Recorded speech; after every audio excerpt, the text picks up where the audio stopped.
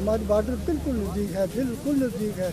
और हमारे साथ कोई किस्म का कोई गलत कोई ऐसा काम नहीं हुआ है। हमने जो वोट डाले हैं बड़े प्यार और बड़े टांग के साथ वोट डाले हैं। मैं आपको बताऊं कि हमारे साथ में ये बॉर्डर का एरिया है, आए दिन यहाँ पे गोलाबारी होती है, सब कुछ है, लेकिन उसके बावजूद हमारे लोग जो हैं वो घरों से निकले और 100-100 साल के जो बुजुर्ग भी हैं वो भी घर से बाहर निकल के अपना वोट जो है वो डाल रहे हैं।